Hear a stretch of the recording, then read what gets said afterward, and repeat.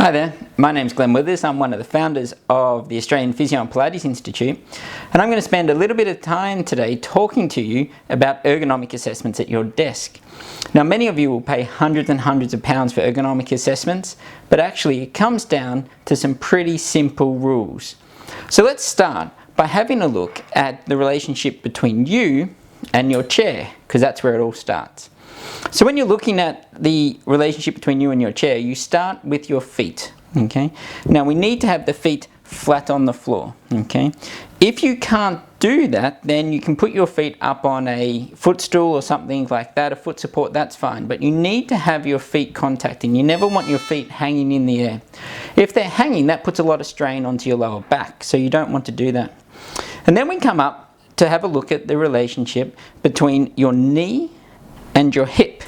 So if I come side on to the camera there, in my chair I need to ensure that my knee is below the hip. If that's about a 5-degree angle or so, then we're good. Now the reason for that is when my knee is slightly below my hip, my spine is much easier to be maintained up into its neutral position.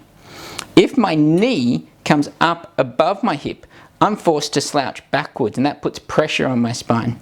So feet touching the floor or foot support, and then the angle between the knee and the hip is a downward angle, about 5 degrees or so. And then you come up to a relationship now between your hip, your spine and the chair.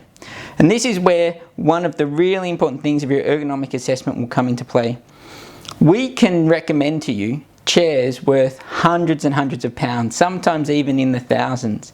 But you can still sit in any chair really poorly, and so the cost of that chair is irrelevant.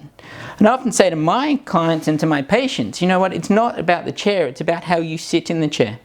So what you need to do is get your bottom right back into the base of the chair here. And then you take up the support that the chair gives you, and that allows your shape to be supported when you're sitting. So here, I've got myself sitting right back into the back of the chair. I'm upright in the chair, my knees are slightly below the hip. And now we come up to what we do with the upper body.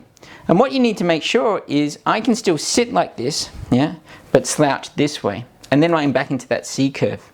So one of the things we talk about in Pilates is that idea of opening the shoulders or smiling the collarbones. And that's really important when you're sitting in your chair as well.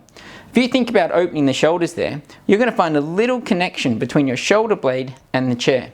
And if you maintain that connection, then you'll find that you can maintain your seated posture much easier.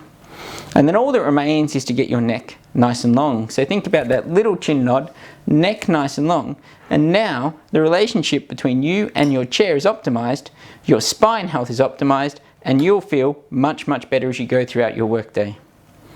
In our next session, we're going to look at how the chair, the desk, and the computer setup needs to be maximized as well.